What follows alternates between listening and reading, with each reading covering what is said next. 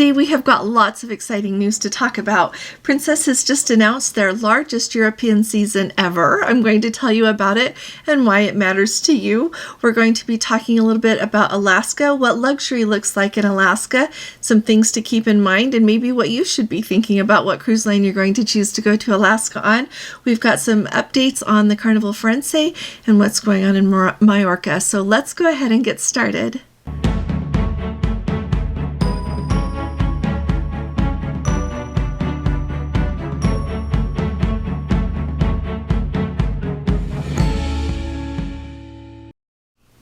Hi there, this is Allison with Let's Go Travel Tips. Today is Saturday, it is May 11th of 2024, and let's start at the top and let you know what's going on in Mallorca. So Mallorca, they're in the Mediterranean, has cruise ships stop there, as so many of those ports there do, and they have historically had an agreement between the Palma City Council and CLIA, Cruise Line International Association, that there would just be no more than three cruise ships in the port at the same time, and only one of them would have 5,000 passengers or more on board. And even with the restrictions that they have had in place, they have still welcomed over 2 million cruise travelers to their ports in the last year. So they are looking to renew that agreement so that it would keep the port a little less congested and not quite as many passengers coming to port there. Of course, you've got some of the local businesses that wish that they would open it up a little bit more, and then at the same time, you've got people on the city council that are looking for a way to have it not quite so crowded there and a little bit nicer for the residents. So that's what's going on in Mallorca. We're also going to talk about the Carnival Firenze. Carnival has let passengers know who will be sailing on several of the sailings on the Carnival Firenze there out of Long Beach, California. They have made the change that instead of the ship arriving back into port by 8 a.m. on the day that it returns from a cruise, it will now not be back until 9 a.m.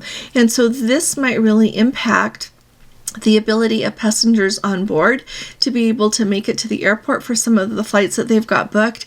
If you're not familiar with Long Beach there, you've got the Long Beach airport there is very handy to the cruise terminal, and then you've got LAX there as well as some of the other LA area airports. And so if you happen to be booked on the Carnival Firenze, take a quick look, see if you've received any information from Carnival about your sailing, and make sure that you're going to be able to make your flight on time. The cruises that have been impacted by this, it's the ship's August 24th and 31st departures, every cruise in September and October of this year, as well as the November 2nd departure. And then they also have 2 additional cruises in 2025 that will have that later start time as well. It'll be March 25th and the April 7th sailings. So like I said, make sure that you pay attention to that. And before they had to make this change, it used to be that the ship would get back to port there in Long Beach at 8 o'clock in the morning. So it's basically an hour late for all of those sailings. All right, let's talk about going to Alaska for a minute. Last night in our live, we were talking about river cruising for a little bit. People had some questions about it. And during the course of that conversation, I tried to do a good job, and I'll have to address it again, but talking about when you go on a river cruise, you've got different levels of cruise lines there. And while the ones that are, here are not bad at all, as you go up and you spend a little bit more and you get more to the luxury lines, you're going to have a different experience. So I came across this information about Seabourn. So Seabourn is just starting their 2024 season up there in Alaska, and the Seabourn Odyssey is the ship that will be sailing there this year, and this is actually the Odyssey's last season in Alaska as a Seabourn ship. So people that want to sail on that iconic vessel, this is your year to do it in Alaska. But the thing that really stood out to me a lot is the differences in what you're going to see and what you're going to experience when you're in Alaska. So a few things to think about with that. So this year they are going to be running mostly 7-day voyages up in Alaska, and they're going to have like 2 10-day Alaska Fjord Odyssey voyages, and they are also going to be running, let's see, what's the other one? One 11-day. But the thing that really stands out is what you're going to see on those voyages. So let me tell you, and then you will know if this is something that you would at least like to look at. It never hurts to look. And sometimes things are a little bit more affordable than you think that they might be, especially based on what you're going to see and do and what is included in that voyage.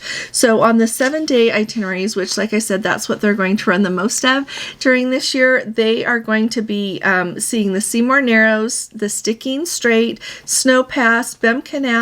They are also going to go from Ketchikan to Sitka to Wrangell, Alaska, Prince Rupert, and Alert Bay in British Columbia, and they always get to see at least a few glaciers during the course of that cruise. If you do the 10-day, you get to go into Misty Fjords. So if you've been to Ketchikan before, there is an excursion that you take out to see Misty Fjords there. Well, the Seabourn Odyssey is the size they can just sail right out there and take their time and show you everything to do with that. They end up getting to go to that new port I told you about the other day in Clawak, if I'm saying that right, on Prince of Wales Island.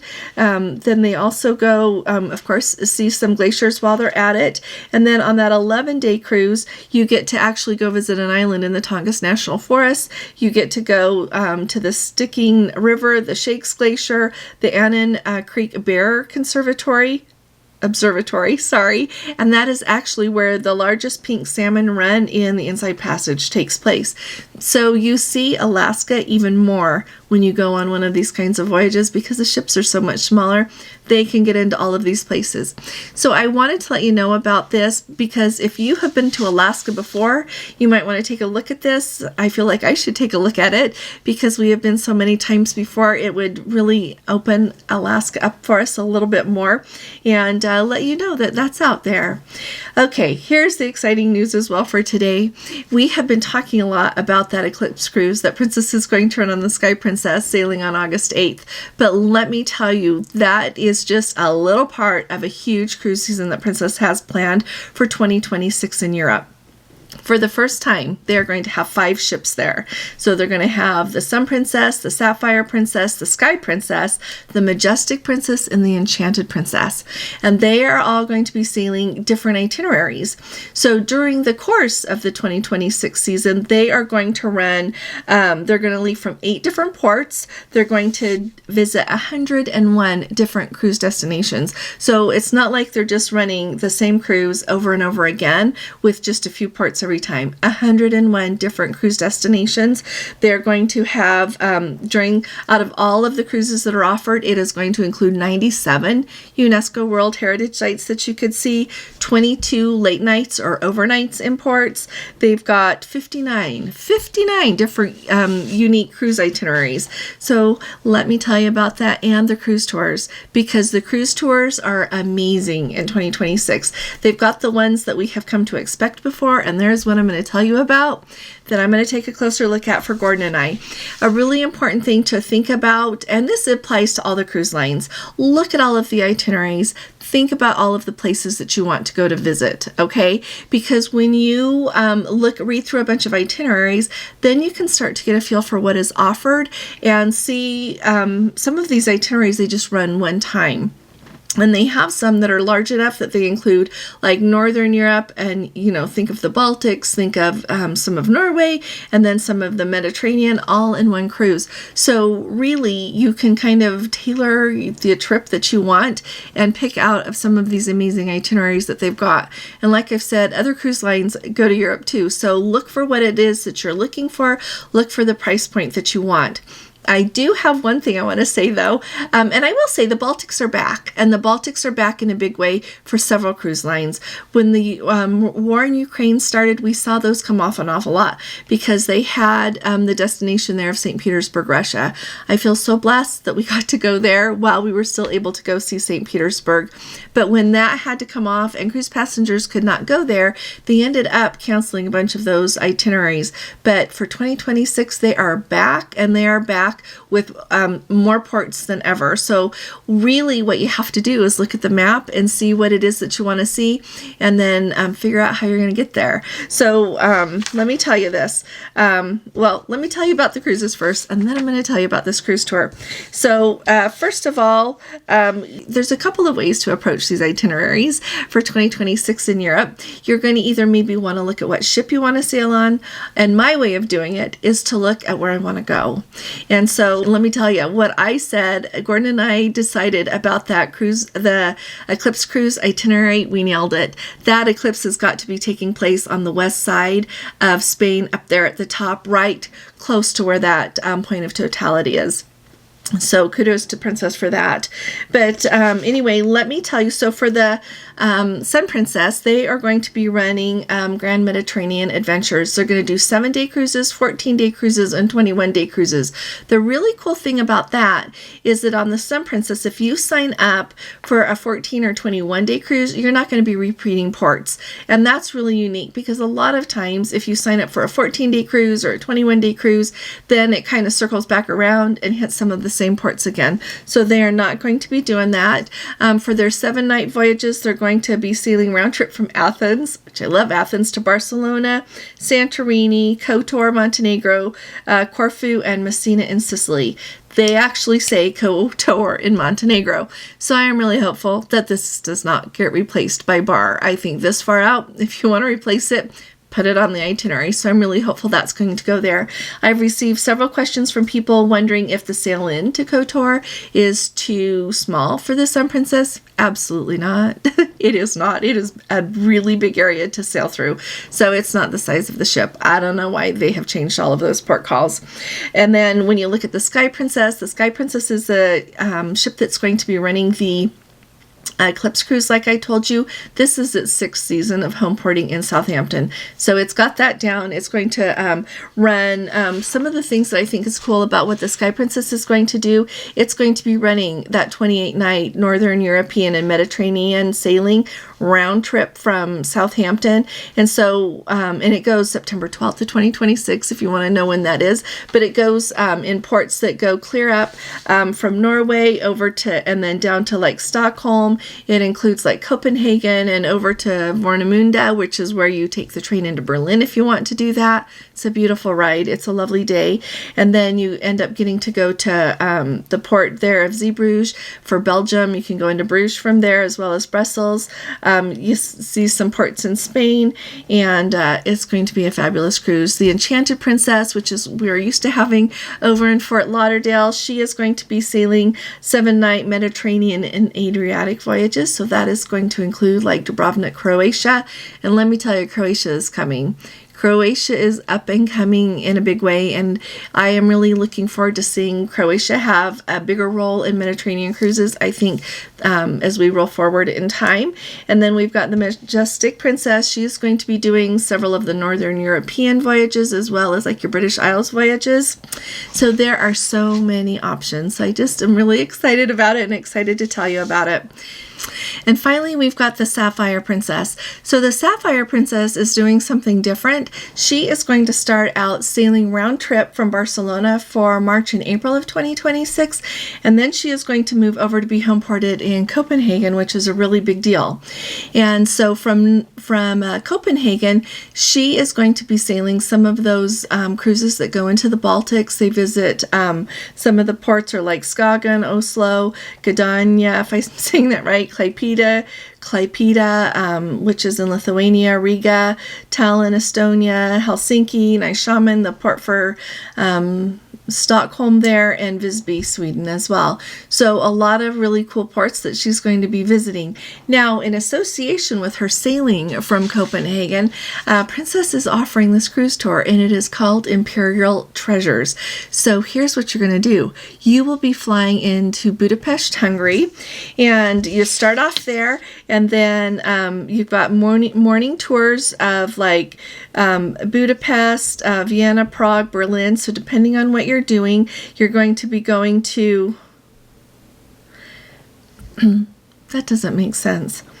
So you're going to fly in Yeah, just ignore that. So the really cool cruise tour that Princess is doing is called Imperial Treasures. And to do that, you are going to be flying into Budapest, Hungary. You're going to start off in Hungary. You're going to do touring there. Then you are going to go from Budapest to Vienna, spend a couple of days in Vienna. Then you're going to go to Prague for a couple of days. Then you're going to go to Berlin. And from Berlin, you're going to transfer to Copenhagen and get on the ship for the cruise part of your cruise tour. This is superb. A lot of these places that you are going to see on this cruise tour, you would have to do a river cruise for. Now, I completely advocate for river cruises. They are absolutely amazing. I think in a perfect world, it would be really fun to do both. To do a river cruise sometime and see these amazing places from that vantage point, because you will see things that you won't see during this land tour. But at the same time, if you want to couple this with a cruise that goes out of Copenhagen on the Sapphire Princess, it's going to be remarkable. And you will see things on the land tour that would be harder to see everything quite as encompassing on a river cruise. So I just want to let you know that this option is out here, and I'm really excited about it. So let me know if you're interested in doing something like that. I think it would be really fun to do something like that as a group, but we also have the Eclipse Cruise, which I know is expensive.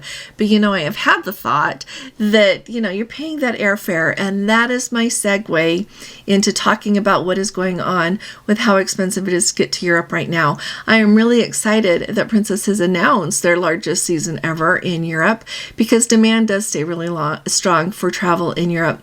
At the same time, when you are planning out your travels, you're looking at what cruise you want to take, always check what that airfare looks like, because for 2026, those flights haven't been released yet, but a lot of them have been released for 2025, and they will roll out being released as we get deeper into the summer here of 2024. So really look and see what they're looking like for 2024 as they release 2025.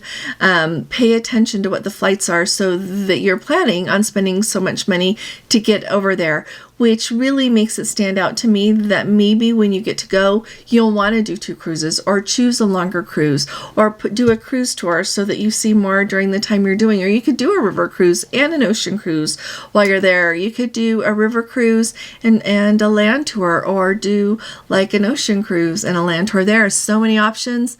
I have a lot of options in my mind about this, but really look at the whole big picture, how much you're going to spend to get there, and decide.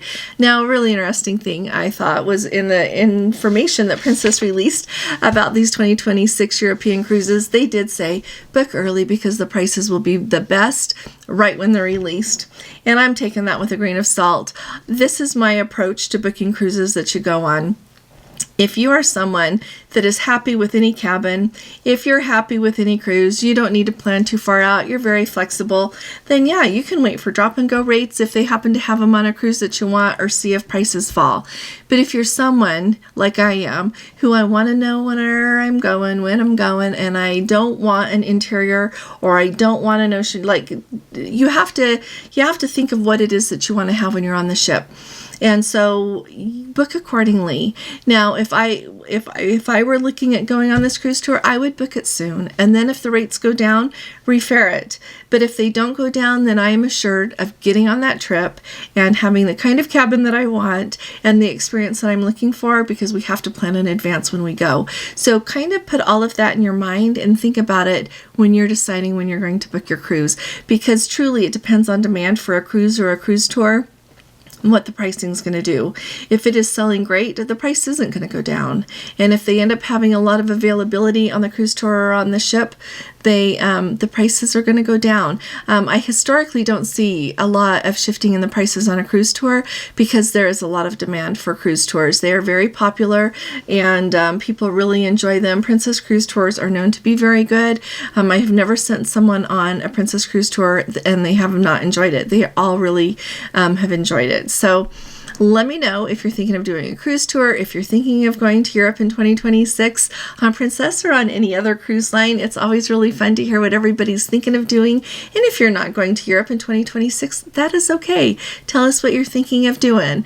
And it doesn't have to be going anywhere. It can be having grand plans at home. I'd love to hear about it. So thank you for joining me here today. If you haven't subscribed to our channel yet, will you please go ahead and hit that subscribe button? We'd love to have you with us. And if you appreciate appreciate my updates, will you please give this video a thumbs up? I'll see you all here again tomorrow, and I'll be talking to you all again really soon. You all take really good care. God bless you. Love you. Bye-bye.